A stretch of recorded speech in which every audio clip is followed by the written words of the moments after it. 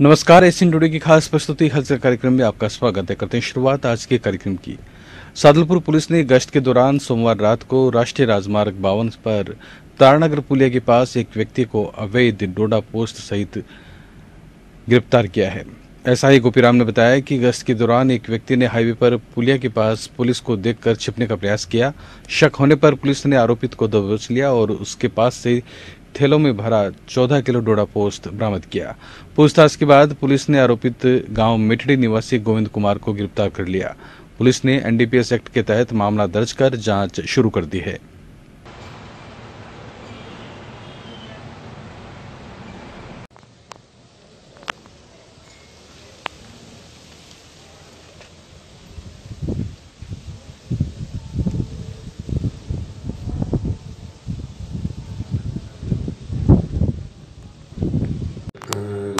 मुखबिर से सूचना मिली थी कि गोविंद नाम का एक लड़का है, वो पोस्ट कट्टा लिए हुए और खड़ा है। उसी इत्तला की तस्दीक के लिए उच्च अधिकारियों को अवगत करा के और मैं जाब्ता के रवाना हो गया। और तारानगर जो रोड है उसके पास हाईवे वाली पुलिया है ना, पुलिया से थोड़ा 300-400 मीटर इधर राजगढ़ की तरफ पहुँचे तो एक कीकर के पेड़ के नीचे एक लड़का खड़ा दिखाई दिया, जिसके पास में ये कट्टा था। उसके पास हम गए और उससे फिर पूछा तो उसने अपना नाम गोविंद बताया, गोविंद कुमार निवासी मिट्टी पट्टा। उसके पास में जो कट्टा था उसको खोल के देखा तो उसमें पोस्ट मिली और पोस्ट का वज़न किया तो 14 किलो पोस्ट है। उस वहीं पे मौके पे कार्रवाई करके और थाने पे आ गए। यहाँ पे एफआईआर लॉन्च कर ली और मेरे उच्च अधिकारियों के आदेश से वो अनुसंधान के लिए सिद्धमुख एसएचओ के पास में भिजवा दी। सदा शहर के हरियासर घड़सोतान गांव के फांटे के पास मेगा हाईवे पर लकड़ी से भरी ऊंट गाड़ी से टक्कर के कारण बाइक सवार एक जन की मौत हो गई, वहीं 2 अन्य गंभीर रूप से घायल हो गए। सूचना पर मौके पर पहुंची पुलिस ने घायलों को कस्बे के राजकीय अस्पताल पहुंचाया, जहां पर चिकित्सा कर्मियों ने प्राथमिक उपचार के बाद बीकानेर रेफर कर दिया। पुलिस सूत्रों के अनुसार मोमसर निवासी भगवानाराम नायक, कृष्ण कुमार बेदा और सुरेश उर्फ दिलीप कुमार बाइक पर सवार होकर जैतपुरा से शादी समारोह में भाग लेकर लौट रहे थे। हरियासर फांटे के पास लकड़ी से भरी ऊंट गाड़ी से बाइक की भिड़ंत हो गई। हादसे में बाइक सवार भगवानाराम की मौत हो गई, वहीं कृष्ण कुमार तथा सुरेश उर्फ दिलीप कुमार गंभीर रूप से घायल हो गए। मृतक भगवानाराम के पिता खेती का काम करता है और 5 बहनों का इकलौता भाई भगवानाराम कक्षा 11 में पढ़ता था।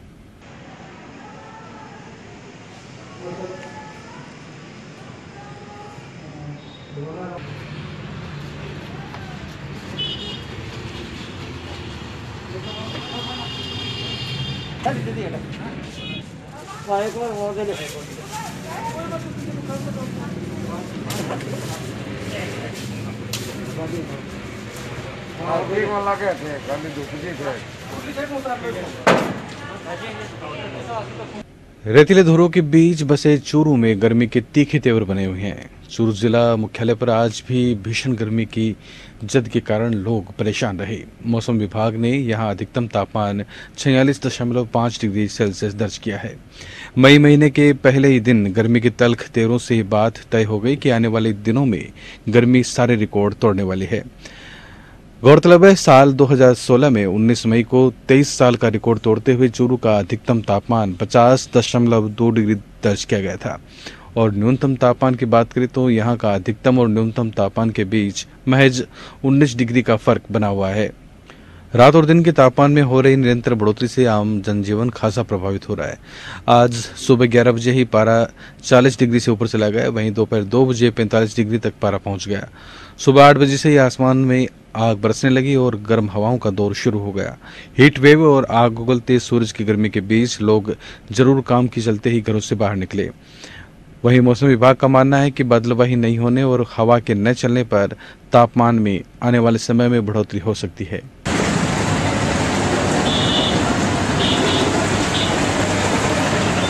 फसलों के लाभकारी समर्थन मूल्य और कर्जा माफी की प्रमुख मांगों को लेकर आज मई की तप्त धूप में किसानों ने कलेक्ट्रेट के सामने धरना देकर प्रदर्शन किया। अखिल भारतीय किसान सभा के बैनर तले एकत्रित किसानों ने अपने 13 सूत्री मांगों को लेकर नारेबाजी की और फिर जिला कलेक्टर को ज्ञापन दिया। किसान नेताओं का कहना है कि 13 सितंबर 2017 को राज्य सरकार द्वारा किसानों के साथ किया गया समझौता अभी तक पूरी तरह लागू नहीं हो पाया है। ना तो सरसों व चने की गिरदावरी ऑनलाइन की गई है और न ही किसानों का कर्जा माफ किया गया है। इतना ही नहीं, फसल बीमा क्लेम भी तय मापदंडों के अनुसार किसानों को नहीं दिया गया। किसान नेताओं ने चेतावनी दी कि अगर उनकी 13 सूत्री मांगे नहीं मानी जाती है तो आंदोलन तेज किया जाएगा। पर मनवार रेशा और जो बीमा कंपनी क्लेम देने वाले कंपनी वाले भी थे और कलेक्टर भी थे और मंत्रीगण भी थे, लेकिन अगर सगली कलेक्टर ऊपर पड़ाओ और फिर सिकर में चक्का जाम 13 सितंबर तक जब गांव-गांव में तहसील में चक्का किसान एकता जिंदाबाद जिंदाबाद जिंदाबाद 13 सितंबर को समझौता लागू करो।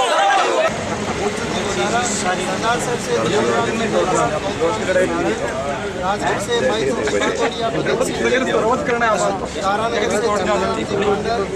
आज सभी कलेक्ट्रेट को ठप करने का, प्रदर्शन करने का कार्यक्रम है। इसमें मुख्यतः जो मांग है 13 सितंबर 2017 को सरकार ने किसानों के साथ जो समझौता किया था वो पूरी तरीके से लागू किया जाए।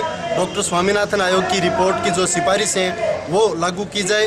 उस सिफारिश के अनुसार किसान को लाभकारी भाव दिया जाए और किसानों का संपूर्ण कर्जा माफ़ किया जाए। इनको लेकर के आज चूरू जिले का किसान कलेक्ट्रेट के सामने इकट्ठा हुआ है। जिले में आप देख रहे हैं सरसों और चने की खरीद के नाम पर सरकार बड़े बड़े विज्ञापन जारी कर रही है। उनके मंत्री जगह जगह कहते हुए घूम रहे हैं कि किसान की फसल बाजार में कम दाम पे बिक रही है इसलिए हम खरीद रहे हैं, जबकि हकीकत ये है कि सैंपल पास करने के नाम पर किसान के सैंपल को रिजेक्ट किया जा रहा है। किसान अपनी फसल को मंडी तक लेके आ रहा है और फिर वापस घर ले जाने के लिए उसको डबल किराया वहन करना पड़ रहा है। तो इस तरीके से जो है व्यवस्था सरकार ने फैला रखी है। फसल बीमा को लेकर के अभी तक सभी किसानों का तय मापदंड के अनुसार क्लेम नहीं आया है। चूरू जिला मुख्यालय पर आज चाइल्ड हेल्पलाइन और मानव तस्करी निरोधक विभाग की टीम ने संयुक्त कार्रवाई करते हुए भिक्षावृत्ति कर रहे 3 नाबालिगों का रेस्क्यू किया है। शहर के बिसाऊ रेलवे फाटक के पास नाबालिग बच्चों से उनके परिजनों द्वारा ही भिक्षावृत्ति करवाई जा रही थी। चाइल्ड लाइन को सूचना के बाद सादी वर्दी में गई टीम ने मौके से 2 नाबालिग बालिकाओं और 1 बालक का रेस्क्यू करते हुए तीनों को दस्तयाब कर बाल कल्याण समिति के समक्ष पेश किया गया। इधर परिजनों को भी पाबंद किया गया कि इन बालकों से आइंदा भिक्षावृत्ति न करवाएं और इन्हें स्कूल में पढ़ने के लिए भेजें।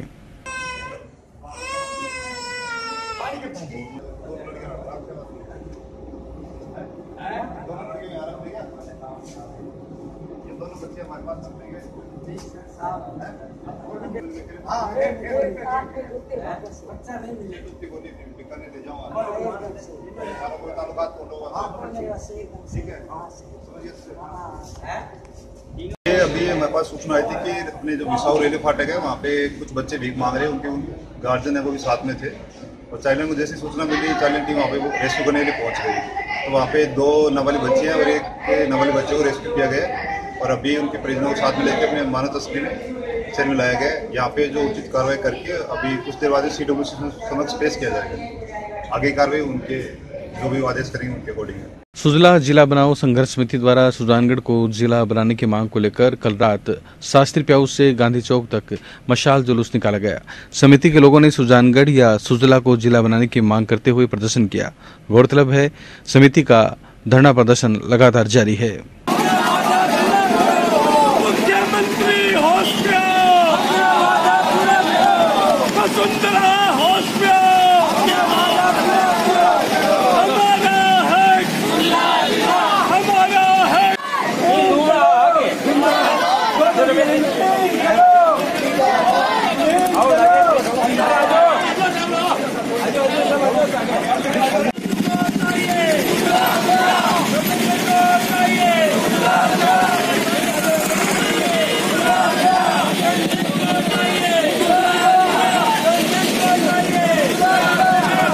ब्राह्मण समाज के एक प्रतिनिधिमंडल ने आज जिला कलेक्टर व SP को ज्ञापन देकर समाज के वरिष्ठ नागरिक अरुण शर्मा के साथ नगर परिषद चूरू में गत दिनों हुई मारपीट मामले में न्यायोचित कार्रवाई की मांग करते हुए विरोध जताया। ज्ञापन में आरोप लगाया गया है कि सूचना मांगने गए अरुण शर्मा के साथ मारपीट की गई, जिसकी जांच करवाकर दोषियों के खिलाफ कार्रवाई की जाए। इसमें सर क्या अगर नगर पालिका कोई आरटीआई की वो सूचना थी सर, तो डीएलपी से कोई इनका ये कोई फर्जी ये स्वीकृत की उसके आदेश आया हुआ था, उस व्यवस्था के कारण सर इस पर हमला कर दिया।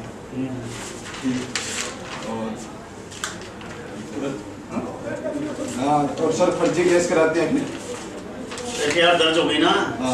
हमारा युवा एक कार्यकर्ता है दीपक शर्मा, इनके पिताजी ने कोई याचिका लगा रखी थी नगर परिषद में, तो उसकी कोई नकल मांगनी चाह रहे थे, तो वो स्वयं चले गए। काफ़ी दिनों से परेशान थे, तो थोड़ा गुस्से में कह दिया कि भाई क्या बात है, आप क्यों नहीं देते हो। तो वहाँ के आरओ साहब ने उनको धक्का दे करके बेइज्जत करके उनको निकाल दिया। फिर ये एफआईआर दर्ज कराने गए, तो इनकी 2 दिन एफआईआर दर्ज नहीं हुई। तो इसी संबंध में एसपी साहब को अवगत करना चाहते हैं कि भाई ऐसा क्यों हो रहा है। निर्णय यही है कि हम कानून सम्मत काम करेंगे।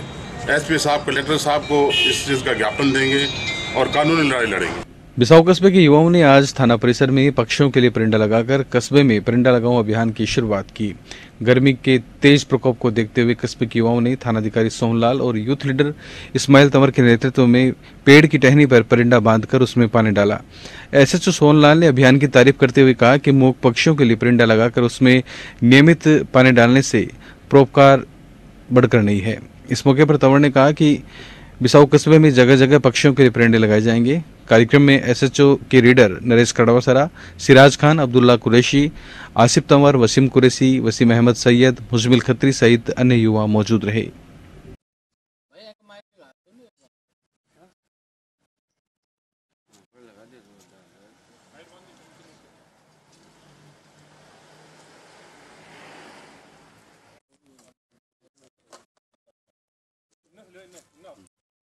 थोड़ा सा आगे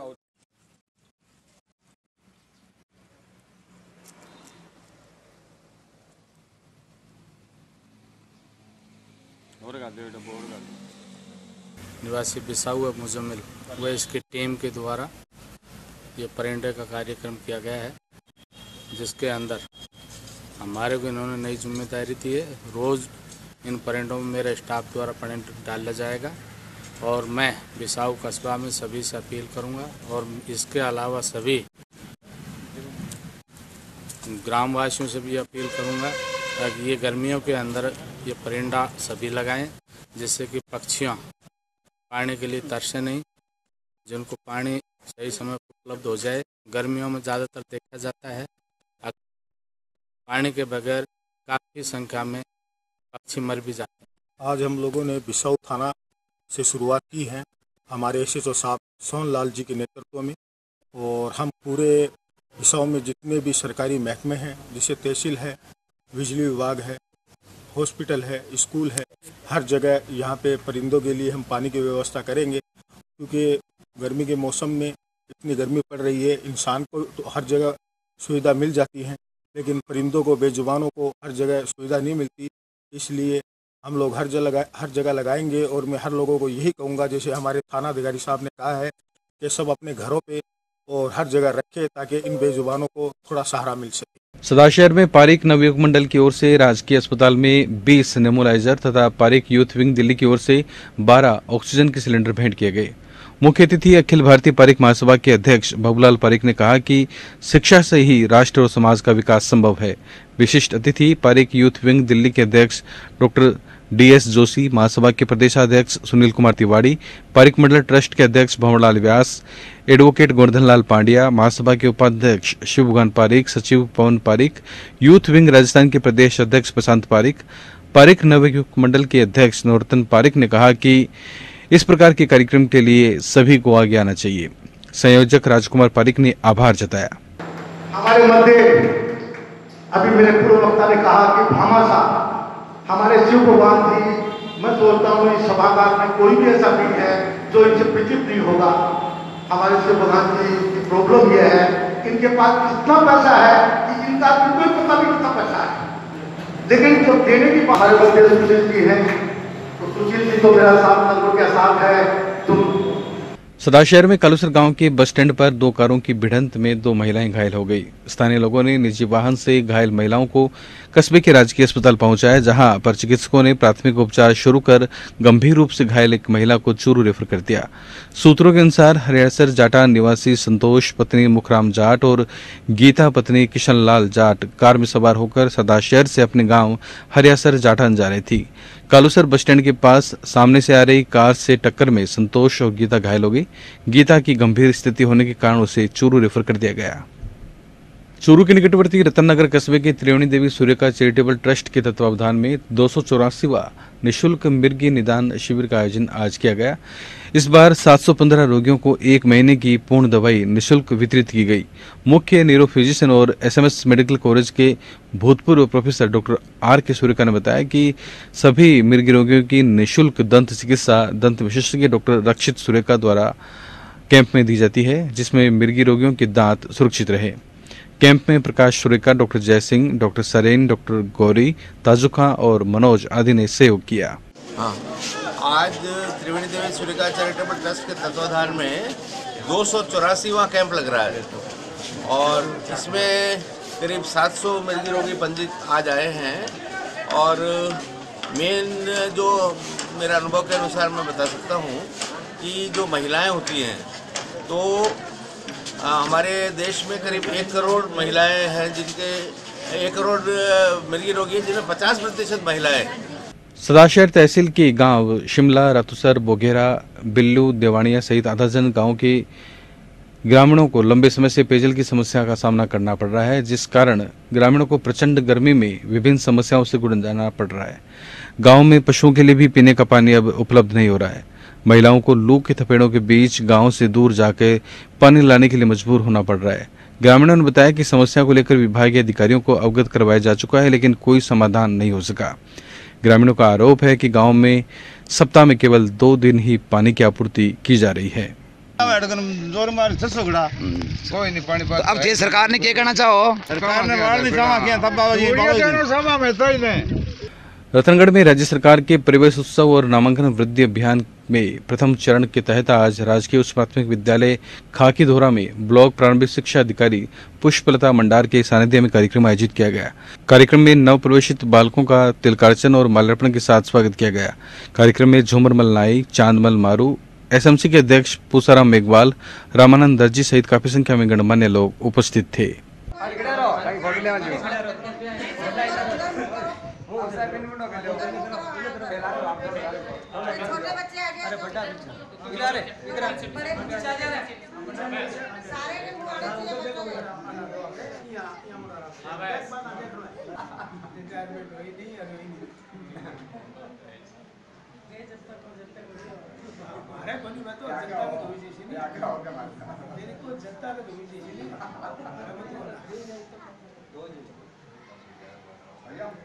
चूरू में बुद्ध पूर्णिमा के अवसर पर भक्त मित्र मंडल तथा स्थानीय लोगों के द्वारा भरतिया कुआ नई सड़क स्थित हनुमान मंदिर पर भक्ति संध्या का आयोजन किया गया। भजन कलाकार लीलाधर कथक और साथियों के द्वारा विजयलक्ष्मी व लीलाधर के साथ मनमोहक भजनों की प्रस्तुति दी गई।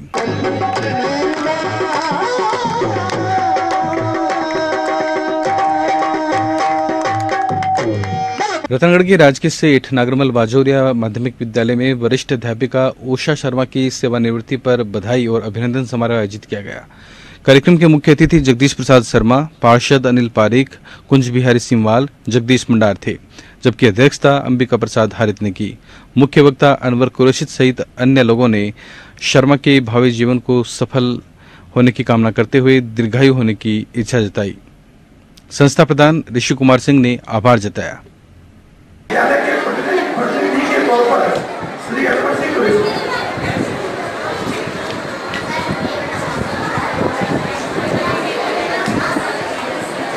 सरकारी स्तर पर कई योजनाओं व घोषणाओं के बावजूद मजदूर तपती धूप में पसीने से लथपथ इमारतों, सड़कों, खेत खलिहानों में, रेडी और दुकानों में, गोदामों में कड़ी मेहनत करता है। दैनिक मजदूरी करने वाले असंगठित क्षेत्र के मजदूरों को श्रमिकों के लिए चलाई जा रही सरकारी योजनाओं की जानकारी भी कम ही मिल पाती है। सदाशहर के कुछ मजदूरों ने बताया कि मजदूर दिवस क्या होता है ये तो हमें पता ही नहीं। सुबह से शाम तक एक दुकान से दूसरी दुकान तक पीठ पर माल ढोकर परिवार का भरण पोषण करते हैं। दैनिक मजदूरी करके बड़ी मुश्किल से घर चलाने वाले मजदूर आज मजदूर दिवस को भी याद नहीं रख पाए। सरकारी और कंपनियों में काम करने वालों की साप्ताहिक छुट्टी होती है, लेकिन मजदूरों के लिए साल के 365 दिन एक समान होते हैं। काम पर नहीं जाए तो उनको खाने के लाले पड़ जाते हैं।